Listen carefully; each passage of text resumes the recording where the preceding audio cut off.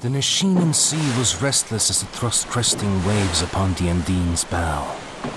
Loud shouting and the thudding of feet upon the deck had drawn the interest of Bethara, her traveling companions, and a handful of other passengers. Hogan, stand athwart ship and take in these lines. Liam, check the breakwater for damage. Cled, I need you at the helm. Keep her under a knot and do not dare to let her heading wane an inch. What do you suppose this is all about? Simple, stupid. We're under attack. Attack? By who? I see no other ships. Bethara rolled her eyes and pointed to the aft port side of the ship. There, peeking through the jagged waves of the sea, rose a line of webbed spikes. By the Titan gods! What is that thing? 'Tis a Rydia. I'd not thought to see one in my lifetime. The Andeen's crew rushed to adjust her sails and drive the wind out of harm's way.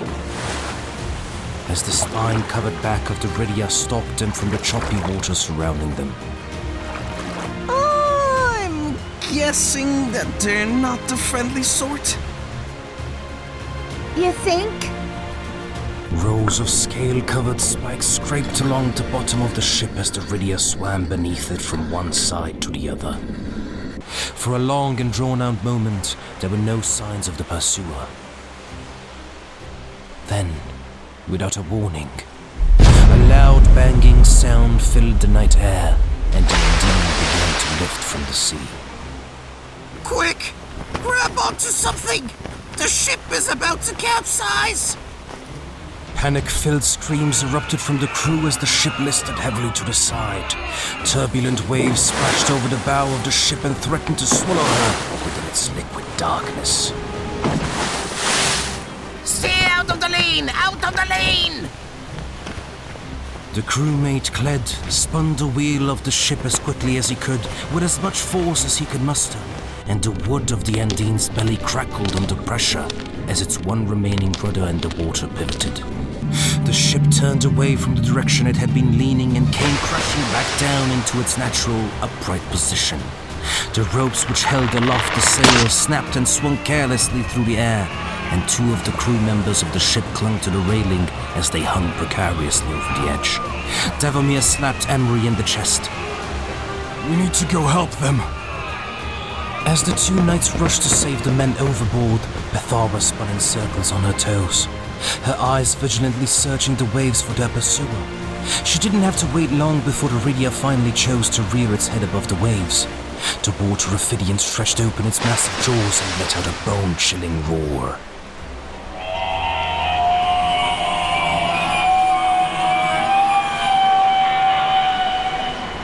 We must be careful in how we deal with this. I'm uncertain of how much more stress this ship can survive. If you wish to play it safe so that no one gets hurt, then go protect the passengers and leave this to me, human. I have no time to play caregiver.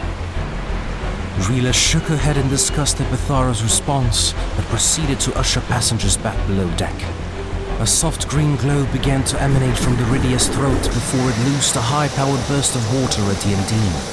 Had this blow landed on the ship, it would surely have torn it asunder. Instead, Bethara threw her hands into the air and deflected it back into the sea. Their ship rocked from side to side as the effects rippled through the sea beneath them. The creature reached for the ship with its large hand, and as its outstretched webbed claws drew near to the ship, Davomir leapt through the air.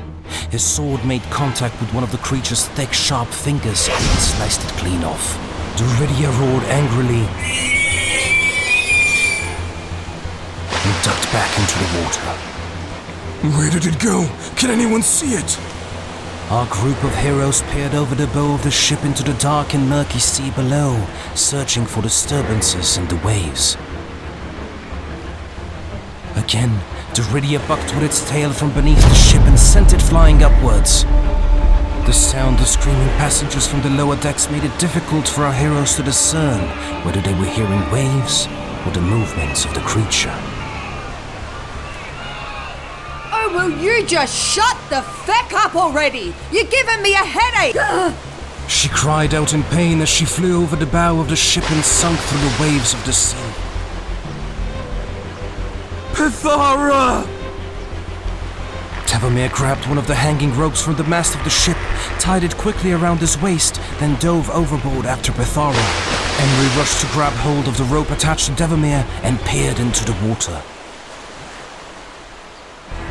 Emery! Look out! Another high-powered spray of water flew across the deck, aimed squarely at Emery. Seeing this, Rila threw her arms forward and cast a spell which pierced through the water and sent it splashing back harmlessly into the sea. Tavomir surfaced with Pithara in his arms, and Emery pulled them back up onto the ship.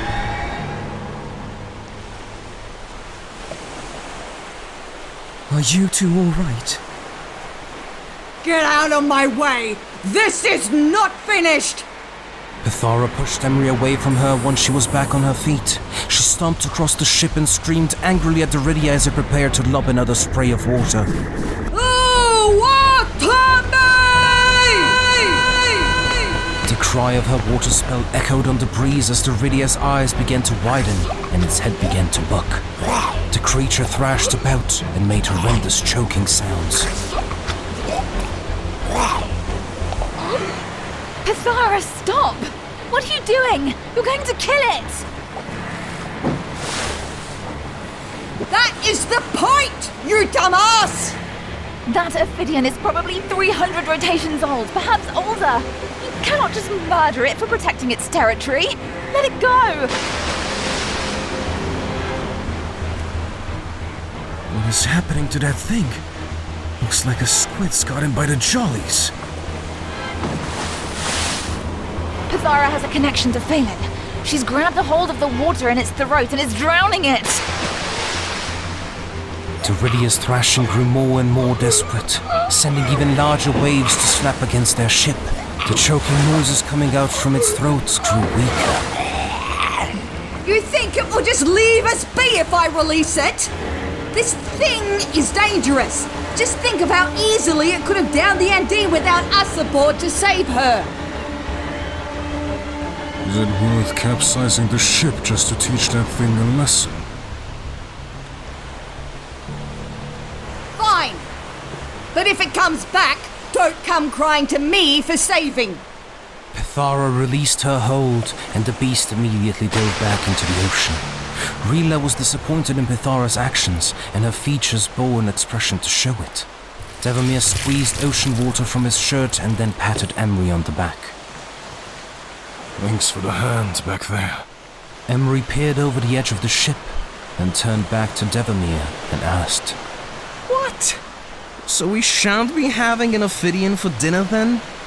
I was hoping to find out what a water dragon tastes like.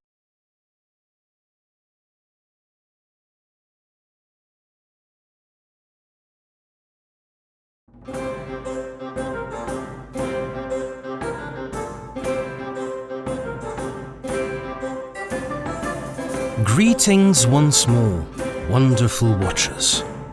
I would like to take this opportunity to thank you all for your likes, your subscriptions, and your time. You are truly a beautiful soul, and you are deeply appreciated. You deserve to know that we have a Patreon page available for you to join, at your kind leisure, of course. The YouTube algorithm is worse than a rampaging horde of Balkanite, and our generous patrons allow us to continue our battle against it. Furthermore, there are certain episodes that YouTube would frown upon, and thus are only available to our patrons. Please do think it over, and enjoy the rest of your day.